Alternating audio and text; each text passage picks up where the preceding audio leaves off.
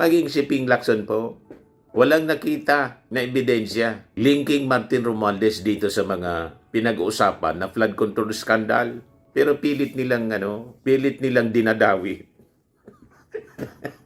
Alam na natin po ang intensyon nila. Gustong idawit si Martin para dawit mga kababayan yung ating Pangulong Bongbong Marcos. Malinaw kahit yung pag-file nila ng impeachment laban sa ating Pangulo. Sinasabi po ni Atty. Jing Paras sa pag-file nila ng third impeachment, sa kanilang paniwala daw mga kababayan, ang mastermind ng flood control scandal mismo yung ating Pangulo. I-substantiate ninyo yung inyong paniwala. True evidences. Di ba? Kasi yung paniwala po na hindi suportado ng ebidensya, ang tawag niyan, false belief. Di ba po? Kahit sa religion, ganun yan. Ang paniwala, faith and belief in religion, mga kababayan, na hindi substantiated ng mga ebidensya. Ang tawag dyan namin, false belief. Walang ebidensya eh. Di ba? Kailangan suportado ng ebidensya.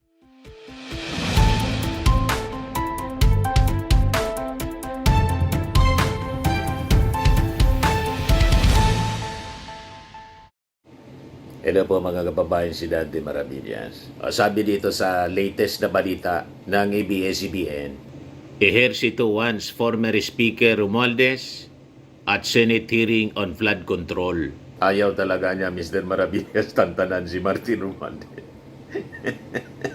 Ba't kasi hindi pa kayo makontento sa mga ginawang Senate investigation?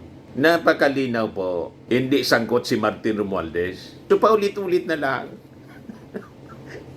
Iba po, wala man makitang ebidensya laban kay Martin Romualdez. Kahit yung pinaka-latest na witness po, malinaw na hearsay, narinig lang niya lang, mga kababayan. Dininay pa ni Vizcaya, hindi nga niya ako pumasok dyan sa Forbes Park.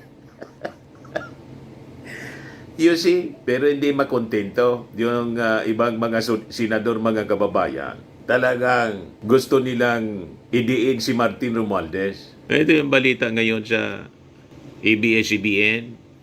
Senator JB Ercito is urging former Speaker Martin Romualdez of late to face the Senate after his name came up again in the latest hearing of the Senate Blue Ribbon Committee on the flood control scandal.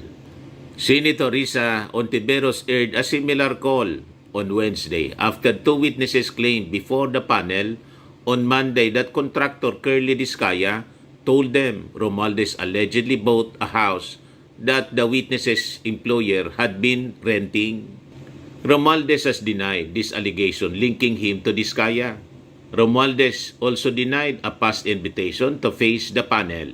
Everybody has to be heard, yung side nila.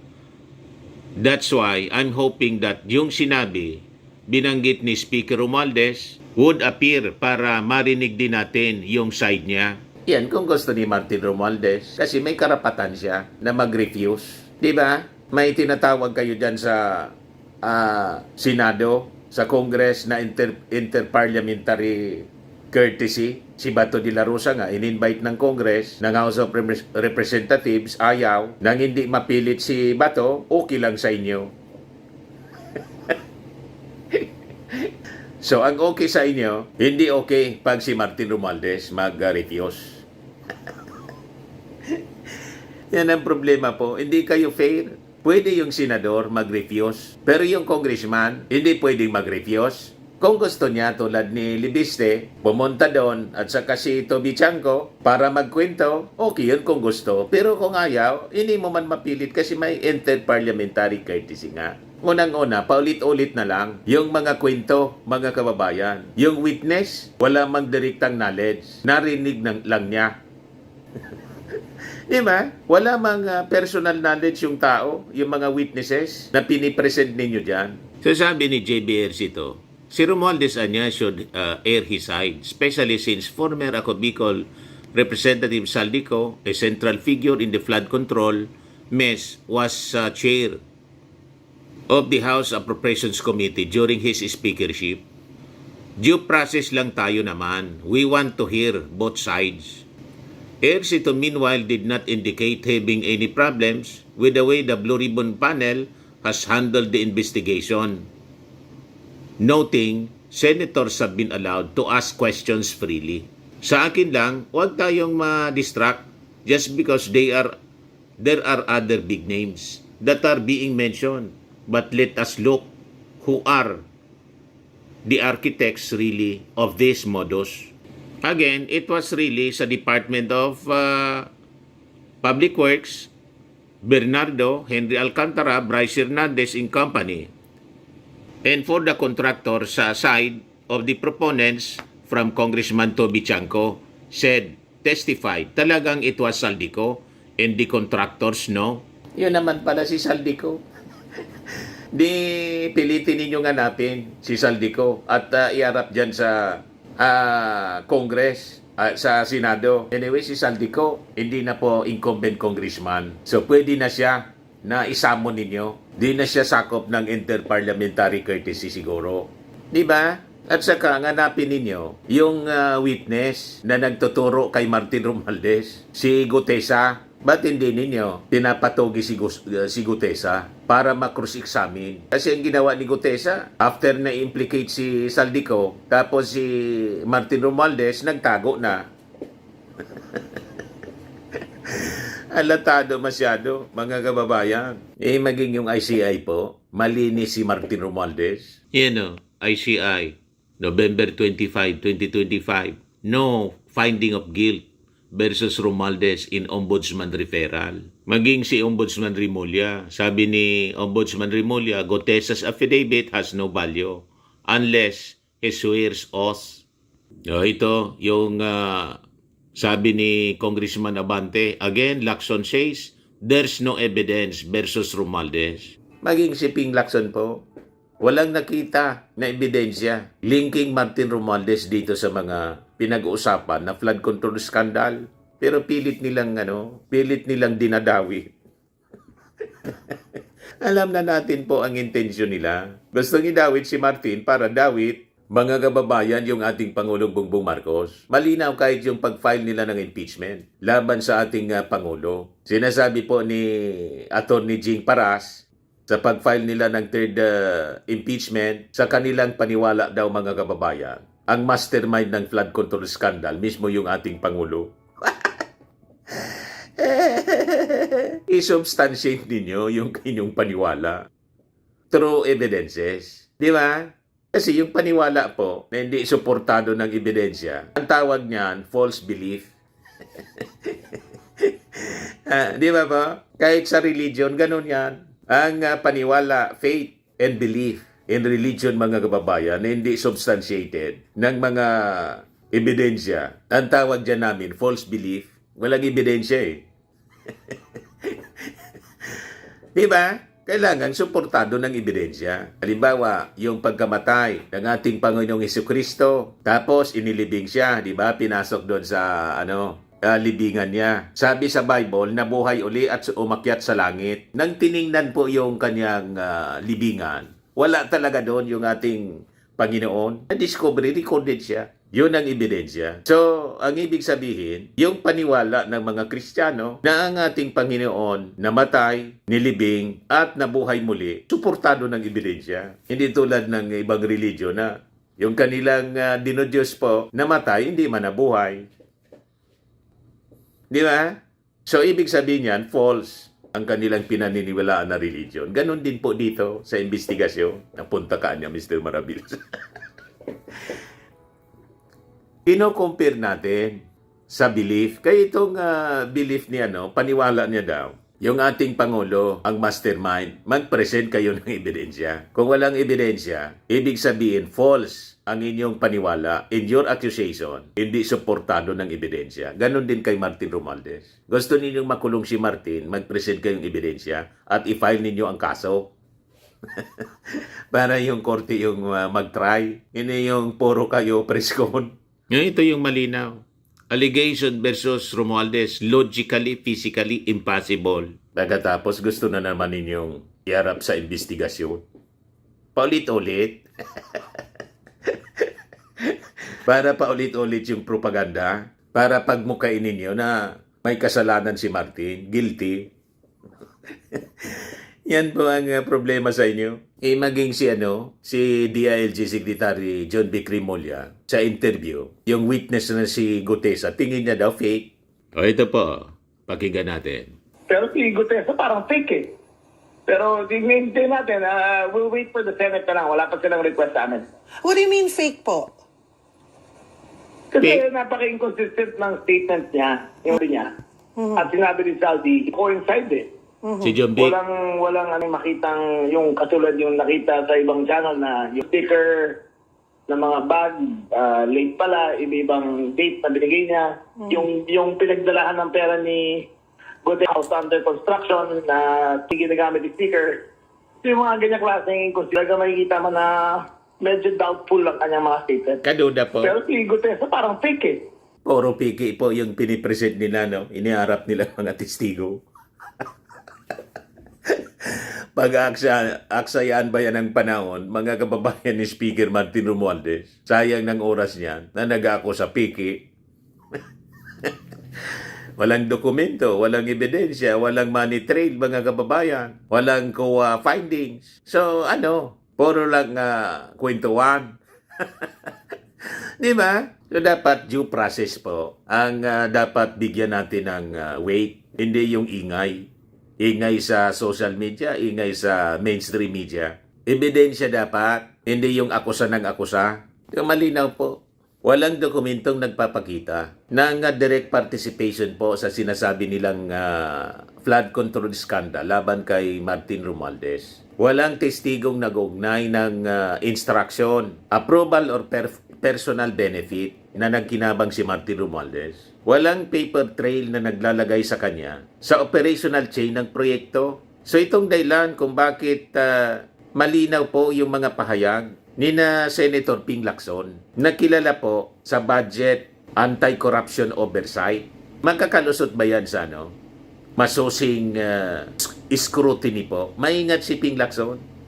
Maging ni Senate President Tito Soto na bitirano po sa legislative process. Si DOJ, Secretary Boyeng Rimulya, na pangunahing tagapagpatupad.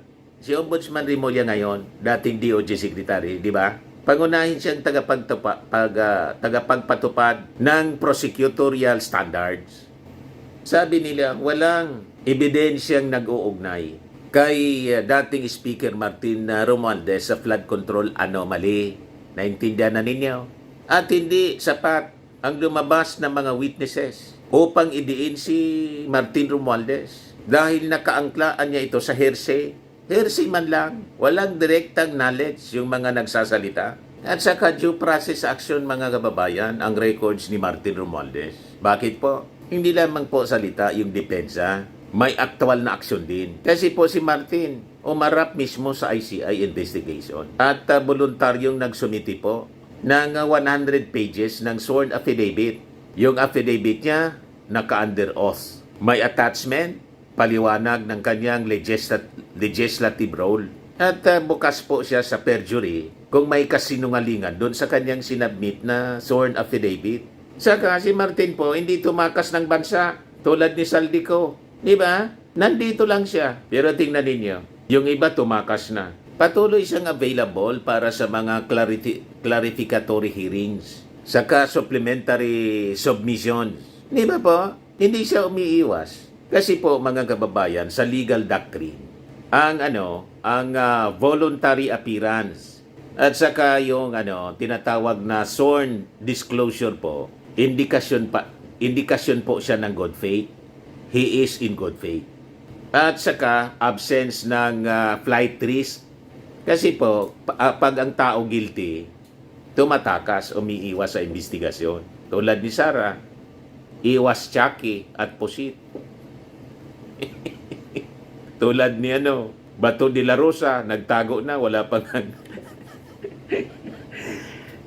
nga mga kababayan na nakikitang physical copy ng warrant of arrest mula sa ICC. Tumakas na.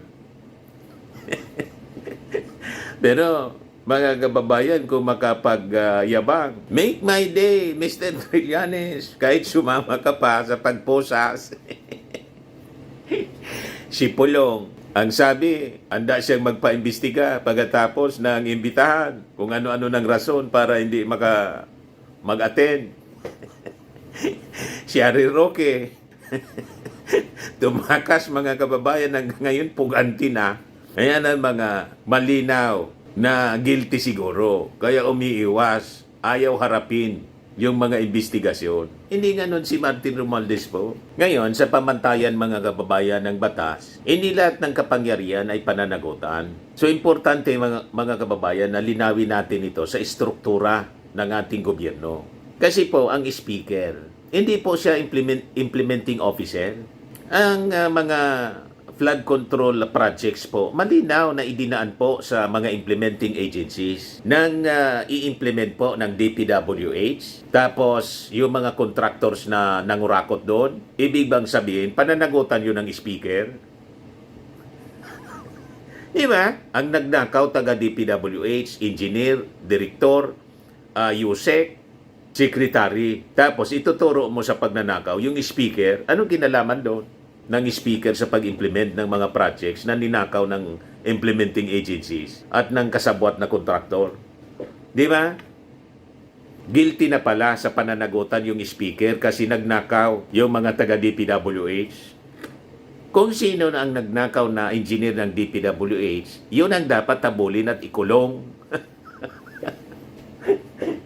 Tama po. Yung kontraktor na nagnakaw din, yun ang dapat ikulong, hindi yung speaker. Anong kinalaman doon ni Speaker Martin sa pagnanakaw nila? So, dinaan po siya sa mga implementing agencies na subject siya sa tinatawag na procurement law. May batas. At dumaan din siya sa post-COA audit. So, sa jurisprudence, mga kababayan, in practice, policy influence, mga kababayan, is not equal to operational control. Political leadership is not equal to criminal liability. Tama po. Kaya mali po na inaakusa nila si Martin Romualdez niya yung mastermind, siya yung big fish, pati niya yung ating Pangulo. Kasi command responsibility. Mali po yung ganon. Ang kasalanan ni Pedro, hindi kasalanan ni Juan. Kahit sa Bible po, hindi ganon. Kahit sa pamilya, mag-ama, ang kasalanan ng tatay, hindi kasalanan ng anak. Ang kasalanan ng anak, hindi din kasalanan ng tatay. Biblical po yan. Kasalanan niya, personal po yon. Kahit nga po sa kaligtasan, personal relationship sa tagapagligtas. Di ba? Hindi ko mo ako ligtas. Yung misis ko, ligtas na rin. Hindi ganun po sa salvation. Kasi, individual yung pananagutan, yung responsibility sa ating Panginoon sa kasalanan. Personal yon. Hindi ko mo nagnakaw yung engineer na kasabwat yung kontraktor, ituturo mo na si Martin, guilty niya si Martin, guilty yung presidente. Patunayan ninyo na sangkot. Di ba? Ito po, sabi dito, the phrase, the sin of the father is not the sin of the son, emphasizes personal accountability in justice and morality. Meaning, individuals are responsible for their own actions. That inheriting guilt from parents, a concept strongly rooted in religious texts like Ezekiel 10:20 in the Bible.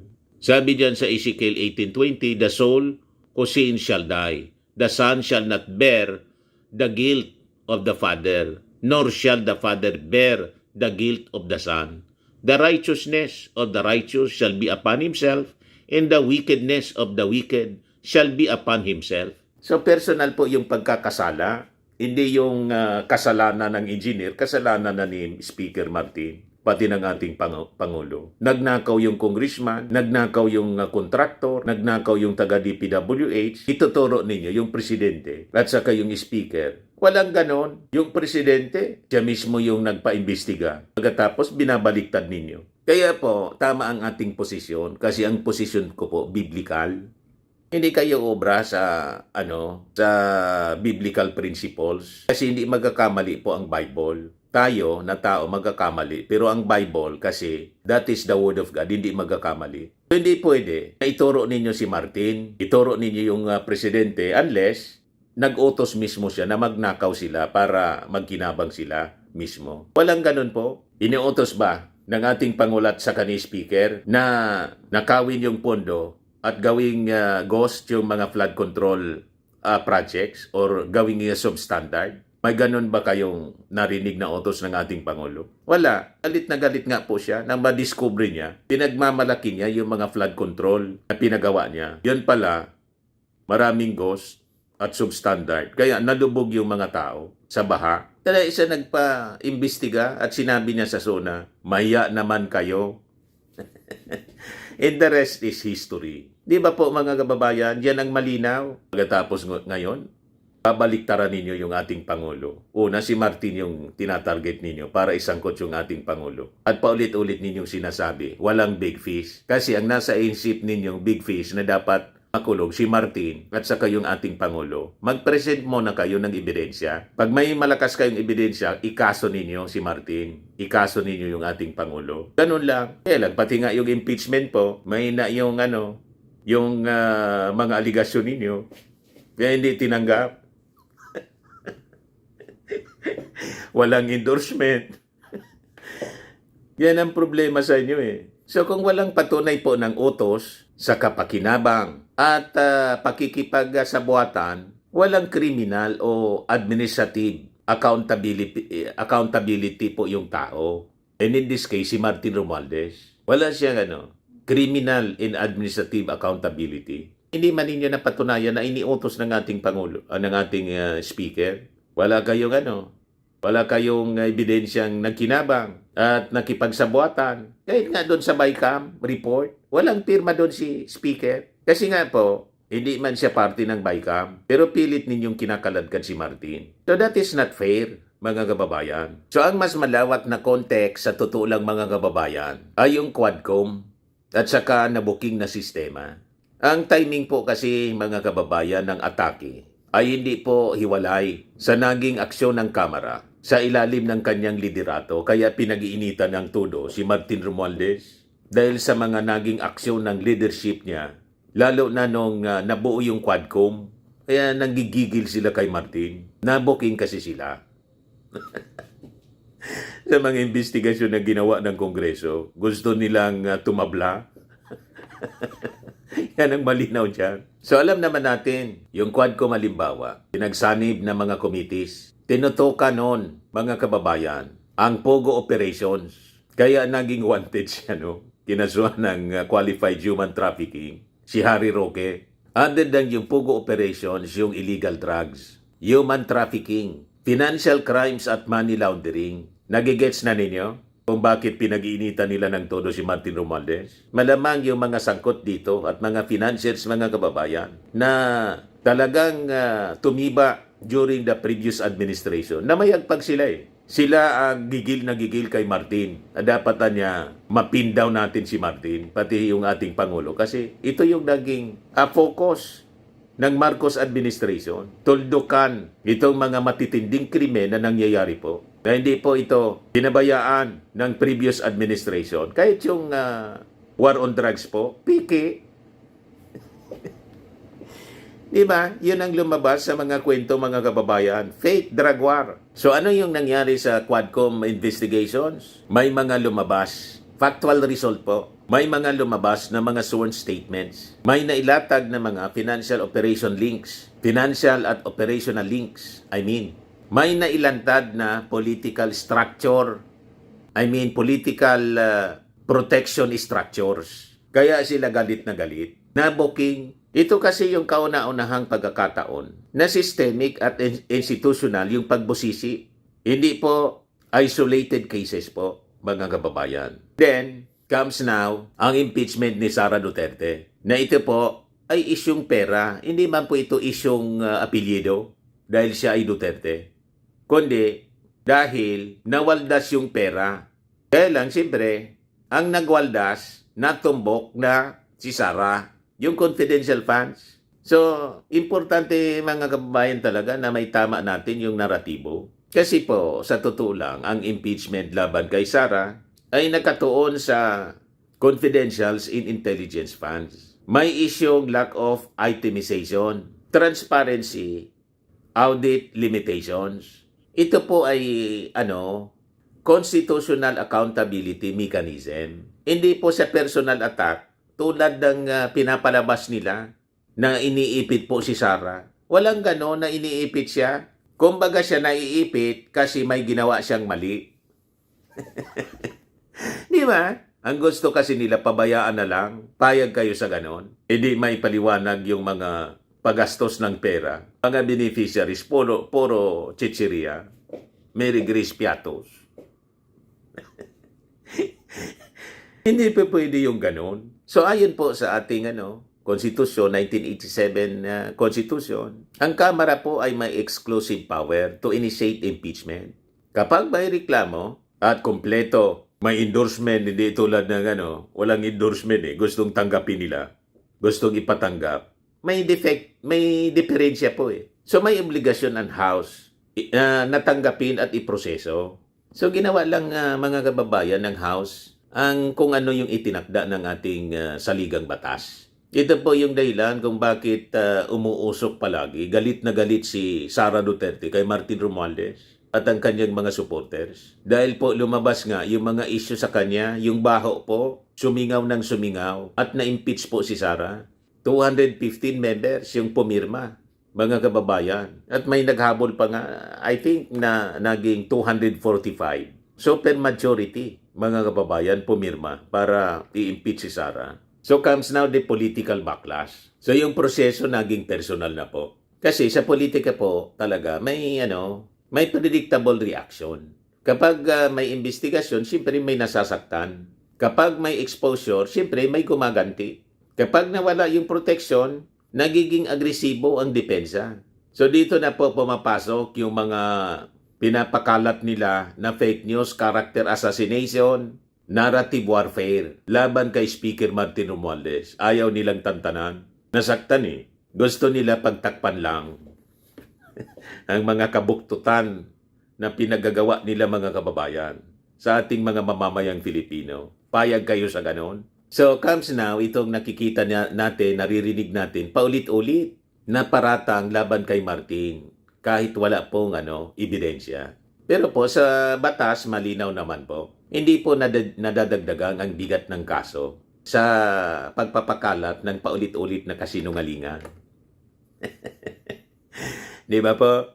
Ngayon, sa strategic reality, delikado po yung president.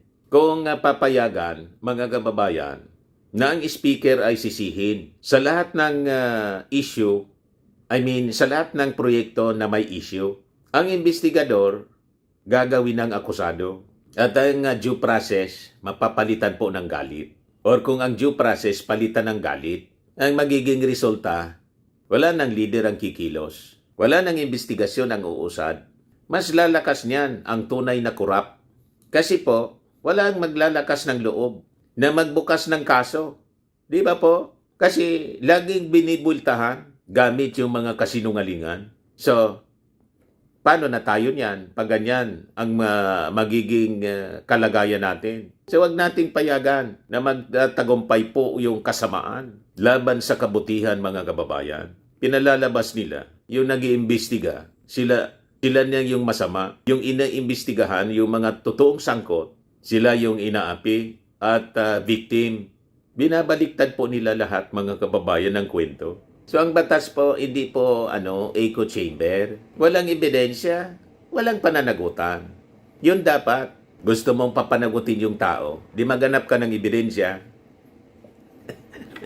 Tapos filean mo ng kaso. Sa hustisya po kasi, hindi dami ng galit ang binibilang, kundi bigat po ng ebidensya. Ganon. Sa politika po, pwedeng maingay. Pero po sa batas, katotohanan ang nananalo. Nakita ninyo po, noong panahon ng tatay ng ating Pangulong Bongbong, ang ingay-ingay nila. Talagang gusto nilang dikdikin, mga kababayan, ang dating Pangulong Marcos Sr. Left and right yung kaso. After 30 years, ano nangyari sa mga kaso? Wala man ebidensya po, binasura ng iba-ibang korte. O di ba? Ganon. Pero hanggang ngayon, dikit pa rin yung salitang magnanakaw sa Marcos. Tawag pa rin nila Marcos Romualdez, magnanakaw. Wala man kayong napatunayan. Mga bugok. Sige lang ako sa ninyong magnanakaw. Hindi man ninyo na ipakulong yung Marcos Romualdez. Lahat lang kayo kwento. So sa kasong ito mga kababayan, malinaw ang mga akusasyon laban kay Martin Romualdez. Ito ay mga pawang kasinungalingan lang na walang bigat po kapag idinulog sa korte. Yan ang rason kung bakit hindi man sila nagpa-file ng kaso sa korte. Kasi siguradong sayang lang yung kanilang pagod at bayad sa abogado. Ang paldo niyan si Topax. Gustong-gusto ni Topax. Lahat na lang po, mga kababayan, siya yung abogado. Di ba? Hanap buhay na yon. Wala man po, pinafile sila sa husgado. Kasi wala man ebidensya, talo man lang sila. Kaya ang ginagawa nila, presko ng preskon, left and right, para manira. Yun ang rason mga kababayan, kung bakit ina-counter natin yung kanilang mga kasinungalingan. Alangan man, hayaan natin na lasunin nila yung isipan ng mga mamamayang Pilipino para maipos nila yung agenda to take over the government at magpiesta sa kabanang bayan. Di ba po, mga kababayan? Ayan man lang yung ating short video ngayon. Ako po si Dante Maravillas. Bye-bye. God bless.